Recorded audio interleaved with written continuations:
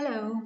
Okay, so my name is Ayelet, and this is a writing tutorial. I'm a writer, and I want to talk about today about how you can charge your work, your writing with emotional truth, with emotional content.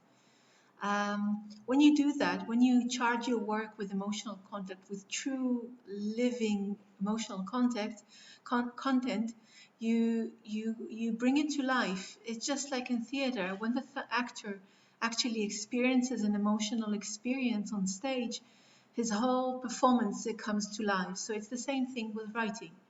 So what I want to offer you, suggest to you, are two methods that I use in my writing to do that.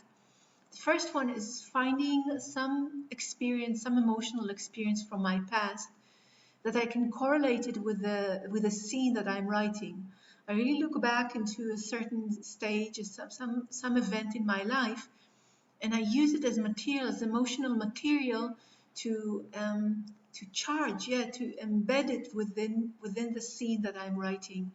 So, for instance, if you're writing about a homicide, like somebody is really murderous, you can try to think about a time when you were really angry at somebody, really furious. Like you didn't act out on it, you didn't do anything about it, but you just felt this fury.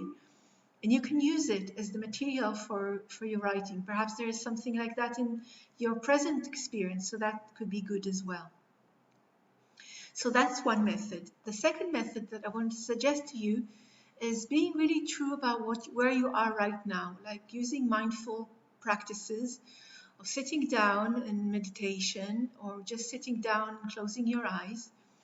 If it's difficult for you to close your eyes, you can just gaze on the wall before you and tap onto where are you right now. Look at your breathing, look at your thoughts, and look at what body sense you have right now. Like what is your body experiencing?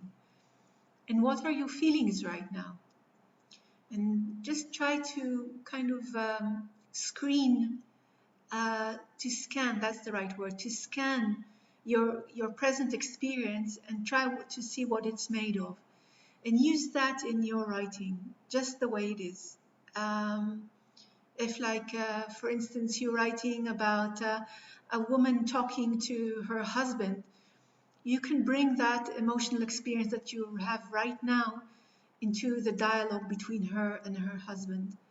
So these are two options, two methods that I use, and they're very helpful. I hope you use them and you find them useful too. And I wish you a lovely day and take care. Bye bye.